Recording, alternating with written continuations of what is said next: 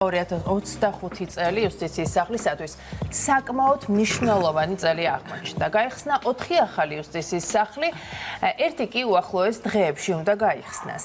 ამ და სხვა სიახლეებზე სასაუბროდ მოვიდა ჩვენთან იუსტიციის სახლის თავმჯდომარის მოადგილე დავით ვარდოცანიძე, რომელიც შემოგვიერთება ახლა პირდაპირ ეთერში. მოგესალმებით. მადლობა რომ მოხვედით ჩვენთან სტუდიაში. სიამაყის საფუძველი. კი, ნამდვილად თითოეული ქართველისთვის არის სიამაყის საფუძველი იუსტიციის სახლი და თქვათ ისიც რომ 2025 წელი იყო საკმაოდ მნიშვნელოვანი წელი იუსტიციის სახლებისთვის, რომელი ახალი ფილიალები გაიხსნა და რამდენად შემსუბუქდა მოქალაქეების ყოფა, ასე ვთქვათ. მოგესალმებით პირველ რიგში, მივესალმებით ტელემაყურებელს და მადლობას მოგახსენებთ თემით და ინტერესებისთვის. დიახ, ნამდვილად შეიძლება ითქვას, რომ თუ შევაჯამებთ წლევანდელ წელს 2025 წელი, საკმაოდ საინტერესო და ნაყოფიერი აღმოჩნდა იუსტიციის სახლისთვის და არა მარტო იუსტიციის სახლისთვის, არამედ ჩვენი ქვეყნისთვის და მისი მოსახლეობისთვის, რადგან თითოეული ინოვაცია თუ ახალი ფილიალის გახსნა ეს ჩვენს მოსახლეობაზე აისახება. წელს გაფართოვდა საგნობლად იუსტიციის სახლების ფილიალი და შეიძლება ითქვას, რომ 4 ახალი იუსტიციის სახლი შეემატა ქვეყანას. ერთ-ერთი მათგანი სექტემბრის ბოლოს გაიხსნა თბილისში, კერძოდ გდანის რაიონში, რომელსაც დღეს უკვე აქვს დამოუკიდებელი ინფრასტრუქტურა, დამოუკიდებელი საპარკინგო ზონით, რაც თბილისში ნამდვილად მნიშვნელოვანია. ასევე გაიხსნა საგარეჯოში, ტოლებსა და ცაიშში, რაც ერთიორად ზრდის ჩვენს ეფექტურობას იმ მხრივ, რომ შემცირდა ნაკადების რაოდენობა, მაგალითისთვის თუ ავიღებთ საგარეჯოს შარშან თქვათ თუ საგარეჯოს მოსახლეობას უწევდა გარკვეულ რეგიონებში სიარული, რადგან მიიღო სერვისი, რა თქმა უნდა, მეზობელ მაგრამ მე ნანას და გოდედის ყველაზე მეტად ცაიშში რო გაიხსნა ეს გვიხარია. იგივე შეიძლება ითქვას ცაიშზეც შესაბამისად უკვე ადგილობრივ მოსახლეობას შეუძლიათ რომ თავიანთ ქალაქებში მიიღონ ის მომსახურება, რაც ჩვენ გვაქვს. შესაბამისად ეს ყველაფერი სტატისტიკაშიც აისახება, გდანი რო ავიღოთ მაგალითისთვის სექტემბრის ბოლოდან დღემდე 82,000-ზე მეტ მოქალაქეს მოემსახურა. აი ზუგდიდში მაგალითად იუსტიციის სახლი რო არის, მასშტაბით ცაიშიც იგივეა? არა, რასაკვირველია, ეს დამოკიდებულია მოსახლეობის რაოდენობაზე, ცხადია, თუმცა თქვათ საგარეჯოს მოსახლეობა შეიძლება ითქვას, რომ აწვებოდა სხვადასხვა რეგიონებს. აღნიშნულიდან გამომდინარე, მართვა გაკონტროლდა უკვე რიგების, შესაბამისად აჩქარდა დრო სერვისის მიღების და რიგებში ხალხს ყოფნა უკვე ნაკლები დოზით უწევთ. აიცით რა, ქორწინების სახლებზეც მინდა ვისაუბროთ, ვიცი რომ აქაც არის სიახლეები. გაიხსნა რამდენიმე ახალი ქორწინების სახლი, მიმდინარეობს რამდენიმე რეაბილიტაცია, მათ შორის კონკისა და სიღნაღის ქორწინების სახლების. რას მოუტანს ეს მოსახლეობას? რამდენად აისახება ეს ქორწინების რეგისტრაციის ხარისხზე? დიახ, ალბათ ამეთანხმებით, რომ ქორწინების რეგისტრაცია ეს არ არის მხოლოდ სამოქალაქო წესით წყვილების დაკავშირება, ეს არის საკმაოდ ემოციური მოვლენასთან დაკავშირებული. თითოეული ადამიანი ელოდება მთელი ცხოვრება, ასე ვთქვათ, ქორწინებამდე ამ დღეს და ამიტომ უმნიშვნელოვანია. ნამდვილად, სწორედ ამიტომ ჩვენი ერთ-ერთი პრიორიტეტი არის, რომ ქორწინების სახლები და სივრცეები რაც შეიძლება უფრო მეტად კომფორტული გავხადოთ და გავაფართოვოთ აღნიშნული არეალიც, რადგან მნიშვნელოვანია ჩვენს მოქალაქეებს შევთავაზოთ კომფორტული გარემო და ისეთი თანამედროვე ტექნოლოგიებითა და სტანდარტებით აღჭურვილი გარემო, რომელიც მნიშვნელოვანი არის მათთვის. დღეს ჩვენ გვაქვს 7 ქორწინების სახლი საქართველოში, დამოუკიდებელი ყოფი და 28 სივრცე, რომელიც არის იუსტიციის სახლებში გადანაწილებული. კონკა და სიღნაღი ახსენეთ თქვენ და ეს უკვე დიდი ხნის დაანონსებული თემა არის და მომავალ წელს იქ უკვე რეაბილიტაცია დაიწყება და დიდი ალბათობით მომავალ წელსვე დასრულდება და შესაბამისად უკვე განახლებული ინფრასტრუქტურა იქნება კონკაზეც და სიღნაღშიც. თუმცა ამაზე არ ვჩერდებით, რა თქმა უნდა, თელავში იქნება დაიწყება ახალი ქორწინების სახლის მშენებლობა და აქვე შეიძლება პატარა ექსკლუზივიც გითხრათ, რომ მესტიაზეც მიდის მუშაობა და თავარი რაც არის ჩემი აზრით პირველ რიგში პირველი ნაბიჯი გადადგმული ადგილი არის შერჩეული და დამერწმუნეთ ისეთი ზღაპრული ხედები იშლება, რომ თბილისიდან არა მარტო ადგილობრივები იქნება საოცარი. ხართა ქორწინებული. მე თვითონ ვარ დაქორწინებული, ხელი არ მაქვს მოწერილი და მაგას ვამბობდი, რომ მესტიაში მესტიას აქამდე ზუგდიდში უწევდა სიარული თუ სად? დიახ, ზუგდიდში. ჩვენ გვაქვს ბათუმში, რუსთავში, მცხეთაში გვაქვს, ასევე თბილისში. მესტიიდან კი არა, რომიდან მოდიან ზუგდიდში. მობილური იუსტიციის სახლთან დაკავშირებით მინდა ვისაუბრო ძალიან მნიშვნელოვან სერვისზე. ვინაიდან სახელმწიფო სერვისების მომსახურების სარგებლობა შეუძლიათ იმ სოფლის მოსახლეობასაც, სადაც არ არის იუსტიციის სახლი.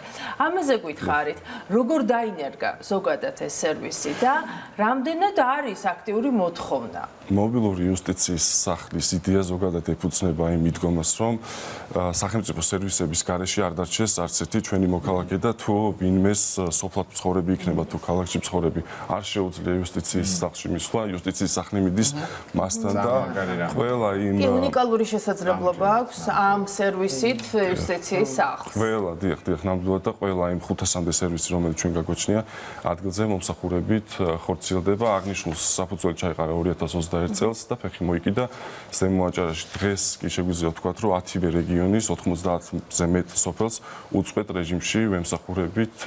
გვყავს 20 ერთეული მობილური იუსტიციის სახლი და ფიქრობთ, რა თქმა უნდა, მეტად გაფართოებაზე ამ მიმართულებით. თბილისში არის აქტიური მოთხოვნა, ასე ვთქვათ, სარგებლობაზე იუსტიციის სახლით, ხო ესეა და საინტერესოა თუ იგეგმება თბილისშიც იუსტიციის სახლის ერთგვარი ფილიალების გახსნა სხვადასხვა. დიახ, გლდანი, რომელიც უკვე ვახსენე, ერთ-ერთი ის ფაქტორი არის, რომ თბილისს აუცილებლად უნდა შეემატოს ახალი იუსტიციის სახლები. ჩვენ ვარკეთილშიც გვაქვს იუსტიციის სახლი, თუმცა როგორც გლდანს არ ქონდა, არც ვარკეთილს არ აქვს დამოუკიდებელი სივრცე, დამოუკიდებელი ასევე საპარკინგე ზონი და ამიტომ ვთვლით აუცილებლად, რომ ვარკეთილსაც დამოუკიდებელი ინფრასტრუქტურა ჰქონდეს სულ მალე. თუმცა ამაზე რა თქმა უნდა არ გავჩერდებით და დაგეგმილი არის ასევე დიდი ღომში ახალი იუსტიციის სახლის გახსნა, რაც უზრუნველყოფს ადგილობრივი მოსახლეობის, რა თქმა უნდა. რასაკვირველია, დღეს თუ დიდი ღმის მოსახლეობა შეიძლება გლდანში გადადის, ან თბილისის ცენტრალურ იუსტიციის სახლში მოდის, ახლა უკვე თავისუფლად შეიძლება. საბოლოო ჯამში გათვალის, რომ ყველა უბანს თავისი იუსტიციის სახლი ემსახურებოდეს? დიდი ღმის იუსტიციის სახლი, როდესაც აშენდება და გაიხსნება, ვფიქრობ, რომ ამაზე არ გავჩერდებით და აუცილებლად, იმიტომ რომ მოთხოვნა მზარდია მოსახლეობის. რომ ყველა უბანს კონდეს საკუთარი იუსტიციის სახლი თუ პრინციპში შეუძლებელია ესე მოხდეს, ხო? საბურთალოს კონდეს ცალკე, ვაკეს კონდეს ცალკე. ხო, ანუ ვაკეს საბურთალო იმდენად მჭიდრო კავშირშია, რომ ალბათ თუ გაკეთდება ერთი საკმარისი იქნება. როდესაც აანონსებთ თქვენ მორიგი იუსტიციის სახლს რეგიონებში, მაგალითად დიდ მუნიციპალიტეტებში არის, მაგრამ იქვე მაგალითად საერთაშორისო შემთხვევაში სოფელშიც ყოფილა. როგორ ხდება ასე დროს თანამშრომლების დაკომპლექტება თვითონ სახლის, აი როგორ ეძებთ იმ თანამშრომლებს, რომლებიც უნდა იმუშაონ მე ამ სახლებში? ის კითხვას. ჩემთვის იუსტიციის სახლები არის რაღაცა აი მართლა განსაკუთრებული კომფორტის ზონა. ზოგჯერ რო შევდივარ კულტურის ცენტრები მგონია, დიზაინი, თანამშრომლები იმდენად კარგად ხდებიან, იმდენად კომპეტენტურები, სისუფთავები, ყველაფერი ძალიან მოგ, ბანკი იქვეა და ასე შემდეგ. კომფორტია დიდი. ანუ ეს ადამიანები როგორ მზადდება, რომ აი ესეთი კომფორტული გარემო შეიქმნეს. დიახ, აქტიური ძიება მიდის, რა თქმა უნდა, როდესაც ჩვენ ვიცით უკვე მაგალითად წალენჯიხაში, როდესაც ჩავაგდით კაფსულა ცოტა ხნის წინ და ვიცით, რომ უკვე წალენჯიხაში იუსტიციის სახლი აშენდება, უკვე აქტიური მუშაობა მიდის იმაზე, რომ ახალი თანამშრომლები უნდა მოვიციოთ და შესაბამისად რეკრუტინგი მიდის მაგის ესე რომ ადგილობრივები, დიახ. ყველგან უმეტესწილად ადგილობრივები არიან, თუ მეზობელი რაღაც რეგიონიდან მაგრამ იქ სხვადასხვა იერარქია საჭირო, მენეჯერია საჭირო და უშუალოდ ადამიანები, რომლებიც უშუალოდ ემსახურებიან. რა პროფესიებში ეძებთ ძირითადად თუ აი როგორ არის? იუსტიციის სახლის სპეციალისტები, უფრო სპეციალისტი იქნება თუ მენეჯერი, მათი ფუნქცია-მოვალეობა სპეციფიური არის.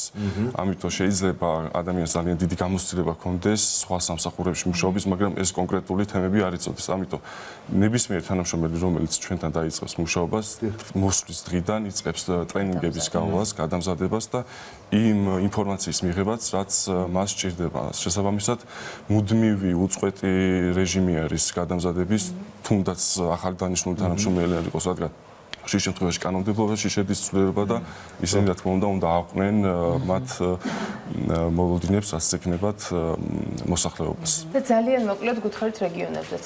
ქსელის გაფართოება თუ იგეგმება და პრიორიტეტია როგორც ვიცი, ხო? კი, რა თქმა უნდა. რეგიონების ასე ვთქვათ იუსტიციის სახლები და როგორ ახერხებთ მაღალი ხარისხის შენარჩუნებას, აი მომსახურების მაღალი ხარისხის. ესეც გითხარით, იმიტომ რომ არის ერთ-ერთი მნიშვნელოვანი ეს თითოეული მოქალაქისთვის დიდი კომფორტია ყველასთვის. როგორ ახერხებთ, რომ იქ მომუშავე თანამშრომლები არიან ისეთი მაღალკვალიფიციურები, რომლებიც უქმნიან ყველანაირ კომფორტულ გარემოს და ყველანაირ ასე ვთქვათ მომსახურებას კი ბატონო სთავაზობენ, რაც არის დაკავშირებული იუსტიციის სახლთან. ქართველი მომხმარებელი ძალიან პრეტენზიული მომხმარებელია ძირითადად სახლს ხო შეიძლება და ამითი დავასრულოთ. აი შევაჯამოთ ჩვენი საუბარი.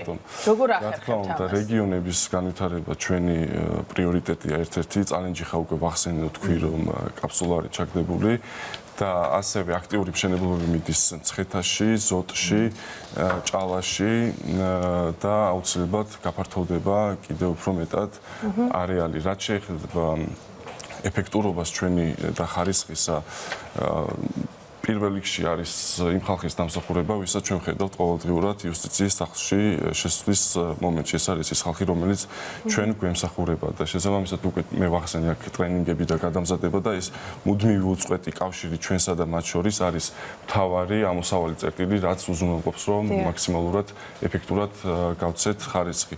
ერთი მხრივ ჩვენ მივაწოდოთ ის ინფორმაცია ისე როგორც საჭირო არის მათ და მეორე მხრივ მათ არ დაკარგონ ის ჟინი და მონდომება, რაც აუცილებელი არის აღნიშნული საქმისთვის. მადლობა ამ ხალხს რა, მართლა მადლობა, იმიტომ რომ შედიხარ და გესალმებიან ისე გაყრიმებულები. მაღალკვალიფიციური ყველა, ხო? აი თანამშრომელი ნამდვილად ჩვენ მომსახურება და ძალიან დიდი წარმატება რომ ესე მუშაობს სისტემა. წარმატებას გისურვებთ. დავით ვარდოსანიძე იყო ჩვენთან ერთად და საუბრობდა იუსტიციის სახლის პრიორიტეტებზე და დაგეგმილ სიახლეებზე. ნინო